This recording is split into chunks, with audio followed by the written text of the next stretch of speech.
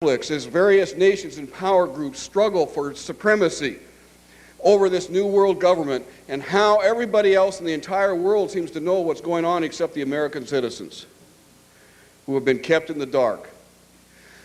Now, one of the things that has made me extremely successful, and one in which the New Agers, the globalists, do not want to touch or argue with from the standpoint of trying to prove me wrong, is that I use their own documents against them. Hence, we will be using a lot of overheads tonight that I take direct quotes out of what different globalists have said, or United Nations documentation, or United States documentation, to show you step by step what has been actually happening, where we are today, and where we're likely to be in the near future. So without further ado, let's go ahead and get started so that we don't go into the wee hours of the morning. And I want to start with something that was happening way back in the creation of the United Nations.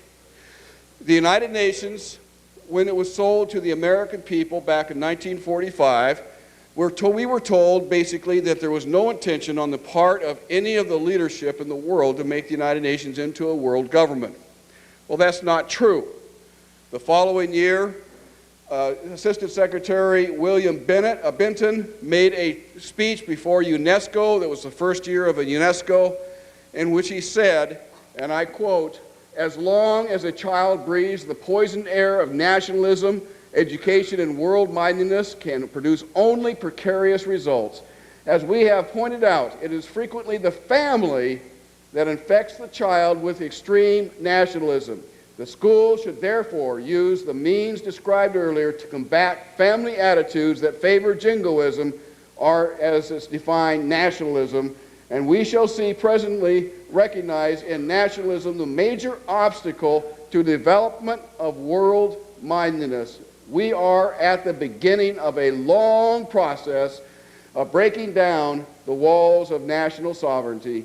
UNESCO must be the pioneer." That was 54 years ago, and we're almost there now.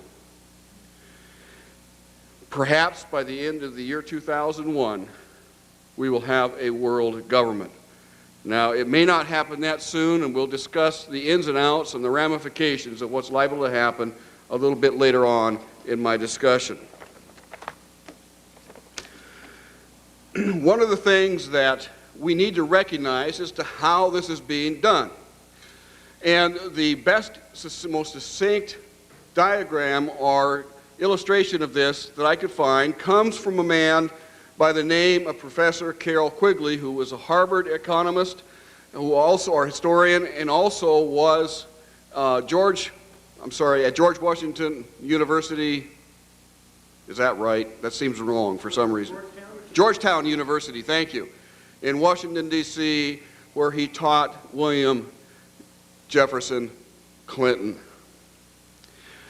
During the 1950s and the 1960s, Professor Carroll Quigley had an inside track within the international community in which he communicated, they accepted him as one of their own, and he studied from a historical standpoint the ins and outs and nuances of what this group of people were attempting to do. And he wrote a book then that was published in 1966 called Tragedy and Hope.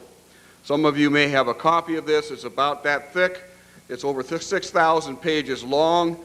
It is literally an in-detail description of every action and what they're planning on doing. That book lasted for 1 week on the shelves before he was forced to remove it. And obviously, because it was a week on the shelves, there were copies made, and it's been reprinted since, so it is available still. And one of the paragraphs, I think, that was taken out of this, I have not read the entire book, obviously, but it is a tremendous reading source if you have the time, have a few spare hours, just to pick it up anywhere and start reading what these globalists are attempting to do. And this one paragraph really describes, I believe, exactly what it is they're trying to do. He says that the global elites' aim is nothing less than to create a world system of financial control in private hands, to be able to dominate the political system of each country and the economy of the world as a whole. The system was to control in a feudalistic fashion by the central banks of the world acting in concert by secret agreements arrived at frequent private meetings and conferences. And of course, that's still being done today.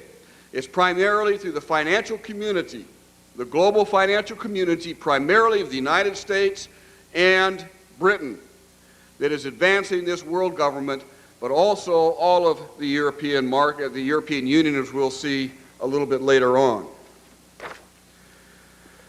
The Council on Foreign Relations, many people think this is the boogeyman of the secret societies of the globalists. It's not. It's a front group. About 800 people belong to it. Mostly it's a good old boys club. However, there is a core at the center of the Council on Foreign Relations that is very active in promoting world government and is using the whole CFR apparatus, as it were, as a smokescreen. And they publish, usually in their publication called Foreign Affairs, those kinds of thinking that they're ready to institute in the world. And this one happens to be done in 1970, just 3 years after the publication of the Iron Mountain Report, which calls for, if we're going to create a world government, we can no longer use war as a mechanism to cause fear amongst populations and therefore allow us to control the behavior of populations through fear. We have to find an alternative, and the Iron Mountain Report, named after the first meeting held in Iron Mountain, New York, along the Hudson River, and those nuclear bunkers built into the mountainside there, where they actually have defined what it was that they wanted to substitute the threat of war for in order to be able to control populations. And they settled on, in 1967, in their publication called the Iron Mountain Report, the environmental holocaust. In 1970, 3 years after that publication, Foreign Relations began to publish a series of articles describing the ecological holocaust that was facing the world. And in this particular issue, the first issue done by George Kennan to prevent a world disaster, where it was summed up in 3 points: that the eco-crisis is a global threat so great that it endangers all of life on Earth.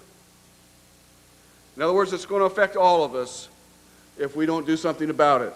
The crisis should be controlled by a partnership. Now, I want you to remember the word partnership, because the partnership is made up as an unholy triad between government and business, and today, non-governmental organizations. At the time this was written, non-governmental organizations did not exist. But now it's the unholy triad, or unholy trinity, made up of government, specifically the United Nations, business, and non-governmental organizations, operating under a central international super agency. Now, this will be a supranational EPA-like organization. You're going to see this. We're going to come back to it several times during the talk tonight, where these globalists want to establish an international EPA-like organization that can control literally every action that every single human being on planet Earth takes, under a central international superagency to regulate the environmental issues. And finally, the new crusade must proceed, at least to some extent, at the expense of the immensely dangerous preoccupations that are now pursued under the heading of national defense. So they are substituting the environmental holocaust for the threat of war. Because lest we solve global warming, ozone depletion, biological diversity destruction, all of these different things, acid rain, we are going to destroy the earth, and us along with it. And we are the enemy. For those of you in the audience who are old enough, remember the old cartoon from Pogo, where he used to say on a frequent basis, "We have met the enemy, and he is us." And this is exactly the plan that these globalists have put forth and has been in operation for the last 30-some-odd years. If you're still not convinced, the founder and current leader of the Club of Rome, which in fact is real, despite many years of efforts to try to say that it's nothing but a right-wing conspiracy to discredit the global community, Aurelia Pecci, who actually created the Club of Rome, and it's the inner circle of the global elitists, in 1991 stated, that while searching for a new enemy to unite us, we came up with the idea that pollution, the threat of global warming, water shortages, famine, and the like would fit the bill. All of these dangers are caused by human intervention. The real enemy then is humanity itself. And as Pogo said, we have met the enemy, and he is us. And of course, this finds its way through international leadership, especially within the Clinton administration. In 1997, Bill Clinton addressed the General Assembly of the United Nations, in which he said that the forces of global integration. Now, what is global integration? Global integration is the process of bringing together the nations of the world into a world government. Now, they call it global governance. And they'll always refer to it as global governance and will adamantly deny that this is world government. But you cannot govern without government. It's impossible. Therefore, what we're seeing being instituted is an absolute totalitarian world government that they're planning for the world. Absolute. If you take nothing away from here tonight, realize that we're looking at an absolute totalitarian government that they're trying to establish. We're not going to get into the heart of this. I did that 3 years ago when I was here. Get that video, and I go into great detail explaining exactly the type of controls and the lack of controls and the lack of credibility and the lack of accountability to the people of the world that will make this a totalitarian government.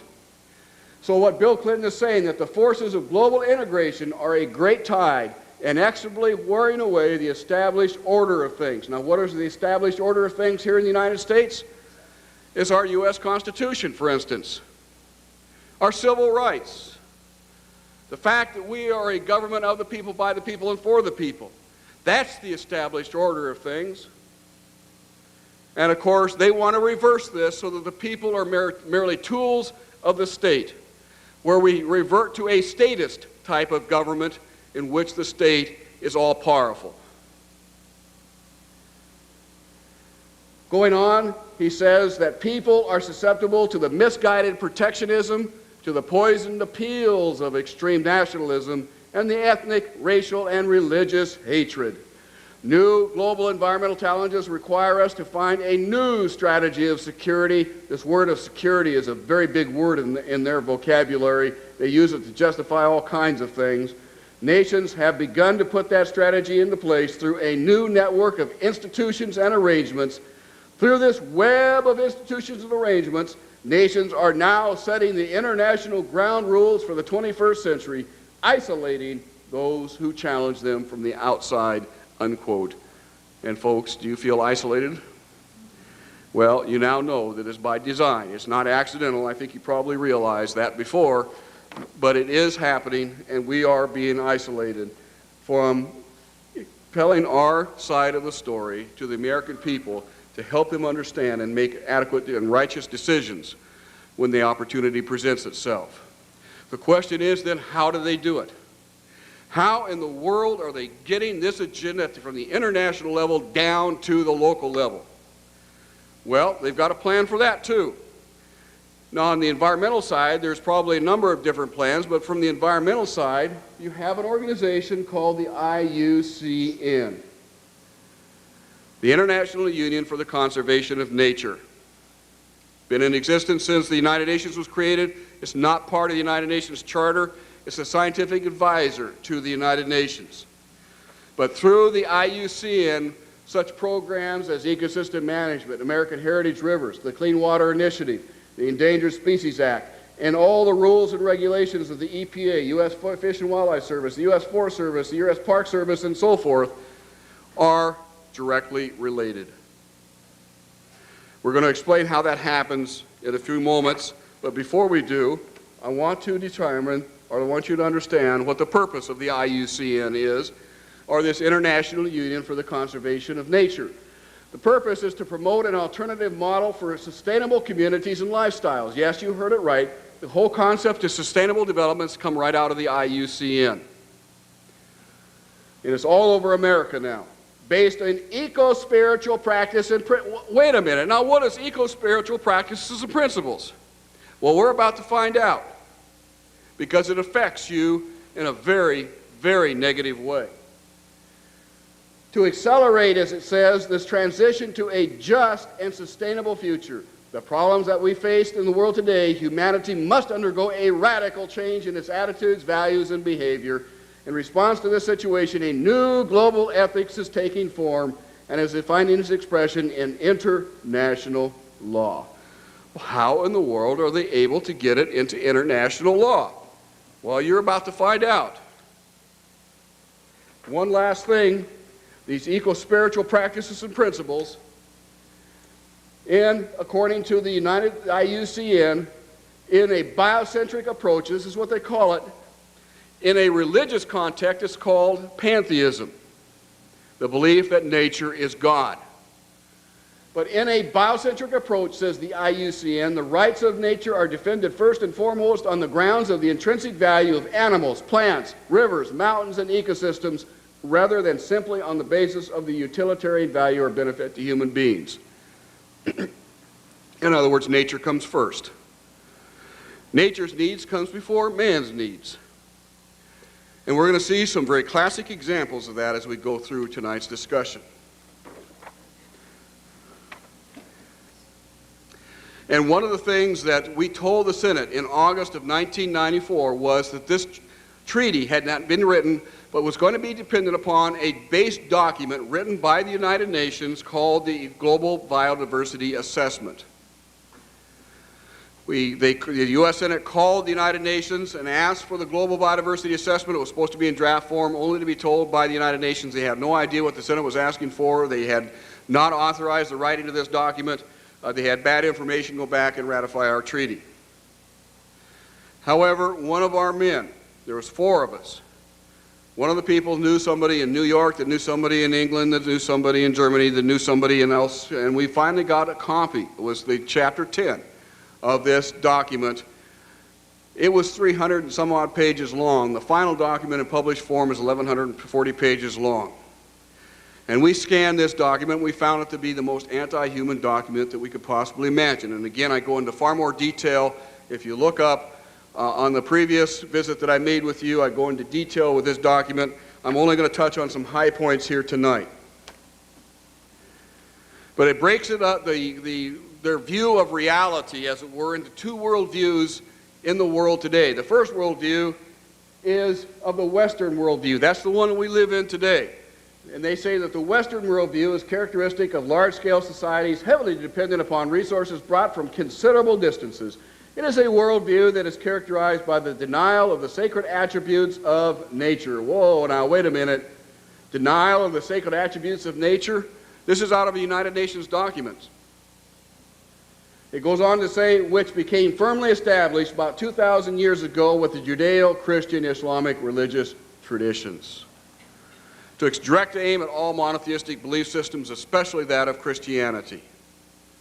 This is a United Nations document.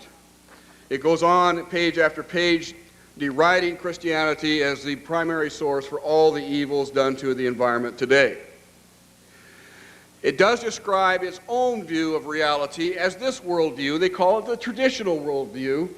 And it says that the worldview of traditional societies tends to be strikingly different from the modern worldview. They tend to look at and view themselves as members of a community that not only includes other humans, but also plants and animals, as well as rocks. So now rocks are a member of your community that you have to share with. It goes on to say, even worse, people are then members of a community of beings, like human beings, living and non-living. So a rock is now elevated up to the status of a human being, and they are both equal in the eyes of this belief system. Now, many of us in this audience are probably Christians, and I do not want to say that we do not have a stewardship responsibility, because we do. But we should not ever hold up nature as being God, as they have done here, where a rock is equivalent to that of a human being. It concludes in this statement by saying, thus rivers may be viewed as mothers, animals may be treated as kin. Hence we have the American Heritage Rivers Initiative initiated by Bill Clinton about 3 years ago. It goes on to say that for most of human existence, traditional societies lived in an ethical paradigm in which nature is valued both in its own right and as for its role in spirituality. In other words, it is God. Traditional societies have considered certain sites as sacred where most human activities are prohibited. Remember this phrase. Traditional societies have considered certain sites as sacred where most human activities are prohibited. That is the heart of the Convention on Biological Diversity. Locking up nearly 50% of the land area of the United States is their solution to protecting biological diversity, and we'll talk about that later. The quote goes on by saying, most societies have also considered certain species as sacred, or how these species are incarnations of, or in some ways associated with gods and deities, or how they have magical powers. Reincarnation is a major factor with many of these people. Not all of them, but many of them. Hence, rocks will eventually incarnate into lower life forms, which will incarnate into animals and plants and so forth, which will eventually incarnate or evolve into human beings. Therefore, they have as much right as a human being. That's their logic. And unless you understand this, you will be totally buffaloed or baffled by why they do certain things and why they are so zealous in protecting things of nature. And again, I do not want to denigrate the concept of stewardship and the responsibility that each and every one of us have in protecting and respecting what God has created. This has led then to the Earth Charter. The Earth Charter was created by none other than Maurice Strong, whom we've already talked about, as well as Mikhail Gorbachev, the former premier of the Soviet Union. These two men got together in 1992, took what they believed out of the Earth Summit in Rio de Janeiro and started to put together this Earth Charter. It was finally released this year in April, on April 15th. Now, the Earth Charter, according to Maurice Strong and Mikhail Gorbachev, in their writings, they say that a consensus has developed that the Earth Charter should be the articulation of a spiritual vision that reflects universal spiritual values, including but not limited to ethical values.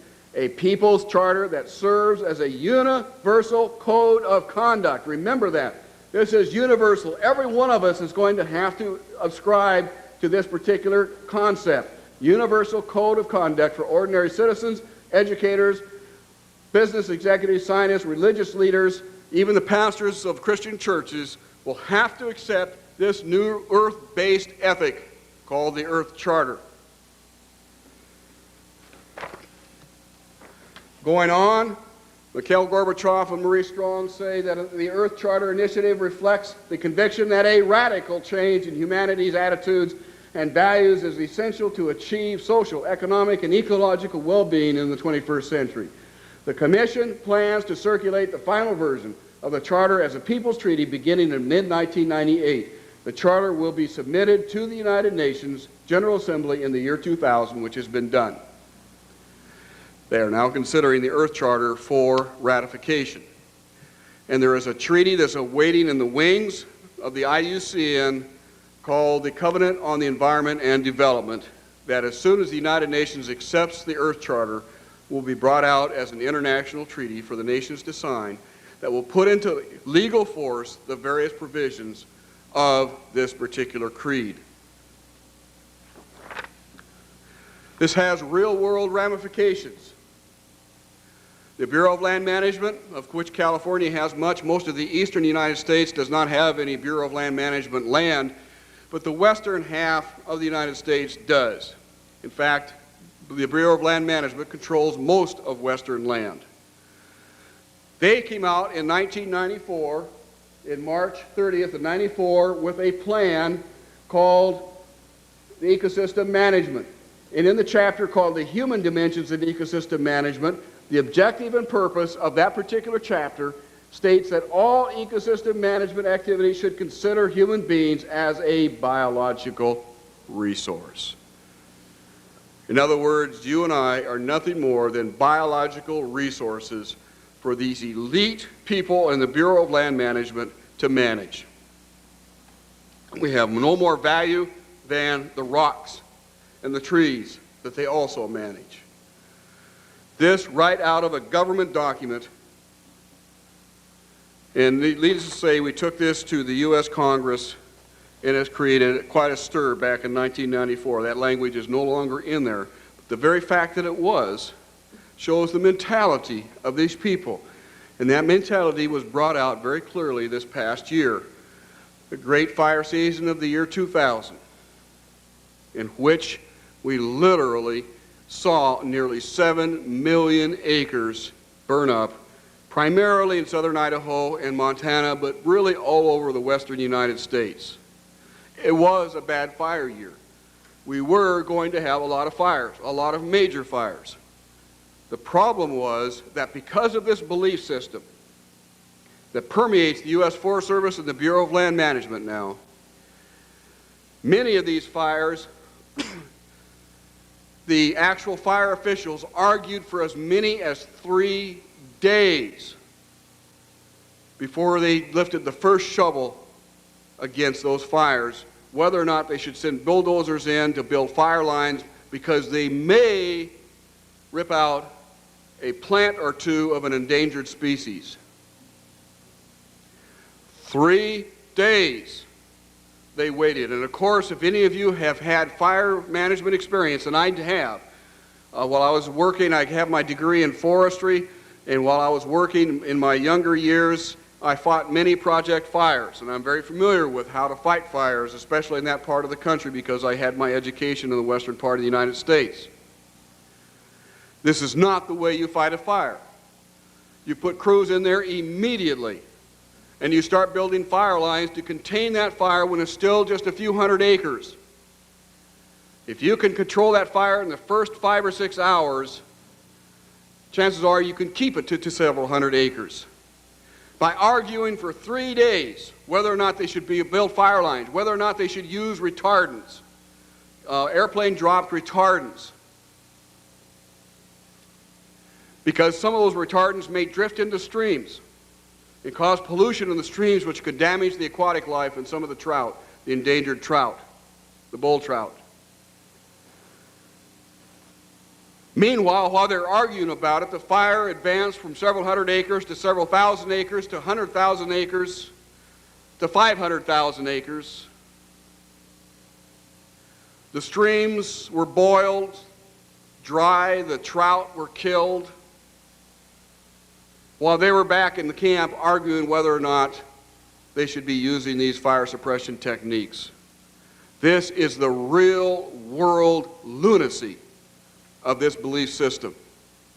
And I'm adamant about that word lunacy because you can describe it in no other way. It is lunacy. And they want to run the world this way. We have to stop them. It means the demise of civilization as we know it. It's not hard to imagine that if you believe that humans are the cause of all of Earth's problems, that we're overpopulated. And indeed, this document, the Global Biodiversity Assessment, states that the population growth has exceeded the capacity of the Earth's biosphere to support us. They give 2 solutions, and only 2, to this problem. The first is that it's estimated that an agricultural world in which most human beings are peasants should be able to support 5 to 7 billion people. Well, folks, we have 6 billion people right now. That means all of us in this room, or nearly all of us in this room, are going to have to become agrarian peasants if we use this solution. Do you want to become an agrarian peasant? Do you want to live in a metal shack someplace with a dirt floor, maybe a bed or 2? Do you want to have them tell you how many kids you can have? Because this is exactly what they have in mind. This is their solution. This isn't mine. I didn't use the word peasants. They used the word peasants. Now, not too many of us are too wild about that particular option, are we? They give you a different option. In contrast, they go on to say a reasonable estimate for an industrialized world society at the present North American material standard of living would be 1 billion people. So if we wanted to maintain our current standard of living, we would have to reduce the Earth's human population by somewhere around 70% in the next 30 to 50 years, according to this document. Those are the only two solutions that they provided to what they consider the human overpopulation. A reduction in the Earth's human population by about 70%. So 70% of us, or 7 out of 10 of us in this room, would have to offer ourselves up on the altar of nature in order to save planet Earth. It's lunacy.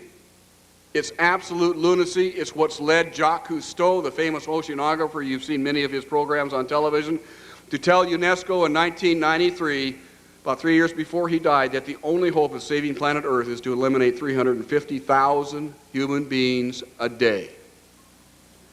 350,000 human beings a day. He says, I don't like it, but that's the only solution. Why? It's the only solution to him because this is what he believes.